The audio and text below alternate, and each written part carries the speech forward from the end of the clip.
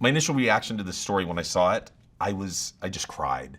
And it was interesting because when something moves you so emotionally to actually tear up for, real sports with Brian Gumbel, it's like, wow, that they somehow got me. And I remember when I watched it, I went, this is real life. It's not, a movie. This is a very real life story. And it's like how this family could come back from this loss just blew me away that they could do that.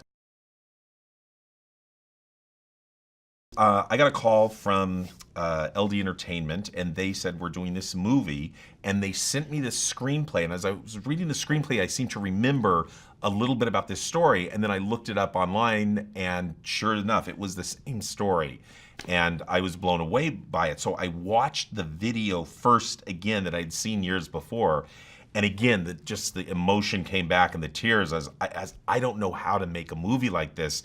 It's challenging. I do sports movies, I do uplifting stories that people who succeed, but in this particular story, it wasn't, Caroline, she passed away along with her mom. It was the team, it was the family and how they moved on from tragedy and made something extraordinary happen.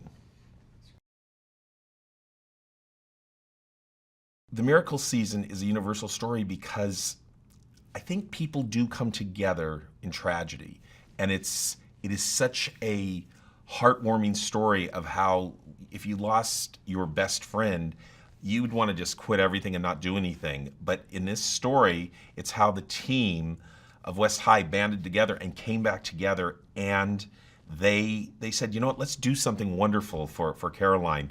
Let's just try to win one game for her, because she was our best player, she was our star player, but let's do something, just to honor her.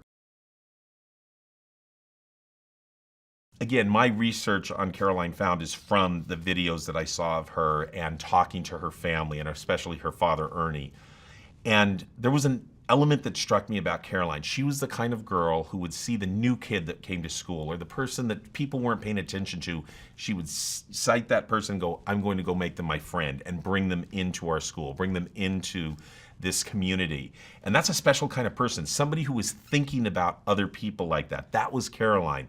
She also was just vivacious. She would dance, she would sing. She'd go to the other side of the volleyball court and start dancing with the other players because what she was trying to do was get everybody lightened. It's like, it's a game, it's not so important. It's important, but it's like, let's have fun while we're doing this. I was really nervous about meeting him because I've done films before. I did Soul Surfer, I did Hoovie, films that end up triumphant. Everybody's happy at the end. They go on and they have these marvelous lives and so forth.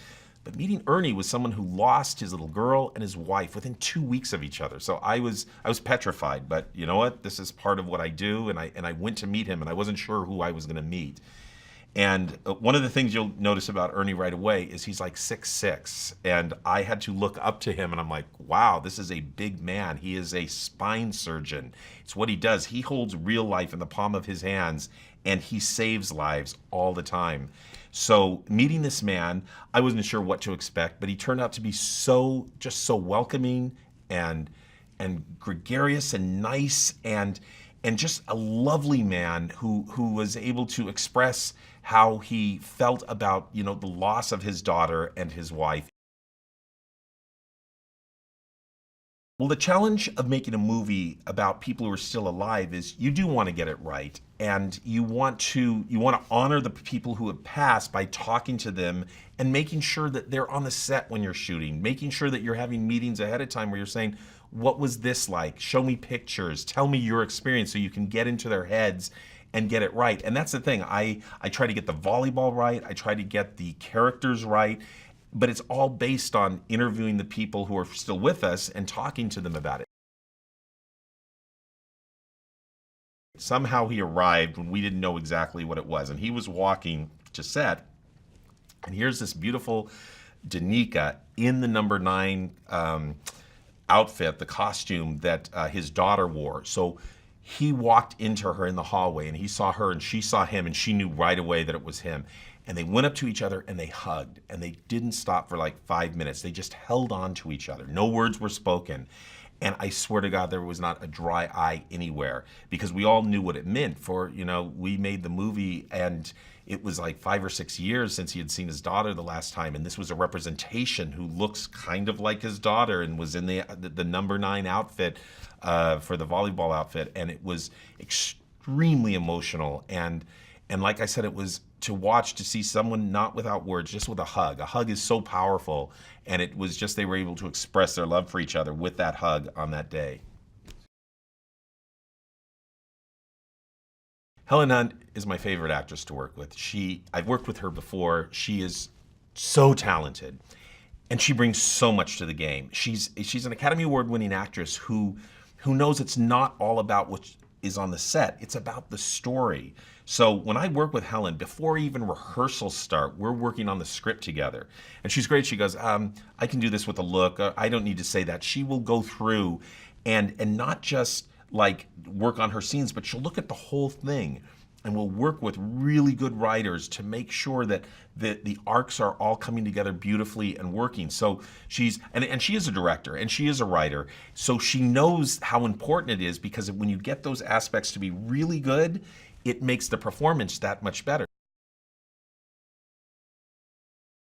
I love working with William Hurt. I've worked with him before in another movie, and he is another just extraordinary force on the set. There's just a level of talent, and just all the movies he's done, Broadcast News, The Accidental Tourist, he brings all of that with him, and he comes from theater, so he's another one who loves to rehearse.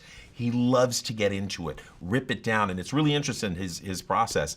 It's not like blocking or just you're gonna go here, you're gonna go there. He likes the sets, just the whole place that he's doing staged for him. Like, it's not, this is what happened to Caroline, or this is what happened there. You work with him in such a way that you say, you're cold, it's 60 degrees outside, and you didn't bring a sweater. And you were up last night, you had insomnia because you were thinking about your wife and your kids. And you put him in a place that he knows where to play, and it's really interesting. Erin Moriarty, who plays Kelly Flyler, she is an actress who came to us and just completely blew me away, because it was a very interesting thing, a conundrum that I had when I was casting this thing. I needed the volleyball to look really, really good. But when you get volleyball players who are actors, it's generally their volleyball skills are higher than their acting skills. And ultimately, I have to pick acting skills over volleyball skills. But what I said to Erin is, Erin, are you willing to go through the training and learn how to be a volleyball player? And she's like, absolutely, I'm ready to go for it. So we got her a trainer. She's in there lifting weights. She's in there, every single day for 2 months before production. She got into the rehearsal. So I would go down and see her, and they would do these moves with their arms where the ball would hit their arms. She had black and blue bruises, and I'm like, oh my gosh, I'm killing poor Erin here. But that's the commitment she had. She learned the sport and got really good at it. She was just spellbinding. She plays Caroline Found, and she, again, has this incredible talent, and she's very driven. She had just gotten off a Tom Cruise movie, Jack Reacher 2, and she came in like Tom Cruise, like, I'm gonna play it like this, and I'm gonna play it like that, and very passionate about how she was gonna play it. And she was right, of course, because she did all her research on Caroline Found and just knew what a wonderful person she was and how passionate she was about the sport. And Caroline was a leader. What she did was she brought the volleyball players together and made them have fun, but made them also practice their butts off, so that they got really good at what they did. And so Danika was able to embody that. And it was also, so she had to have that, leadership quality, but also had to have fun and get the girls to all have fun. Live Like Line means a lot to me. It was the original name of the story on HBO, and it was a movement when Caroline passed away. And what I believe what the community in Iowa meant was live like Line would have lived where you're finding that person in the crowd and you're making them your friend, to enjoy life. To live like Line is to enjoy life. Yeah, you're gonna go play volleyball and you're gonna be competitive, but you're also gonna take the time to smell the roses. And I think that, to me, is what Live Like Line meant, is to be compassionate, be fierce, be tough, but also just to have fun with life, to go dance, dance on the volleyball floor before a game and just enjoy life. And I think that's what we mean by live like Lion, live like she would have lived. Coach Reza Han is a force of nature. She is like who would be considered your best coach in high school.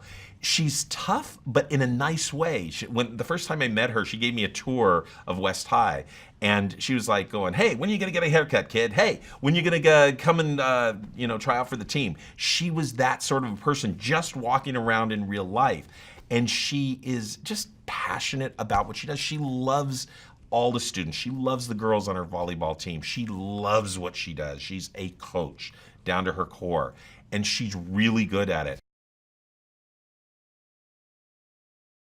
Obviously, the miracle season deals with faith. There's the loss of a young, beautiful woman and her mother who go far beyond their time. And so the question comes up, what's life about? If you're going to lose it when you're 15, 16 years old, what it is. And I believe faith is the ability to go, there's more to life than this.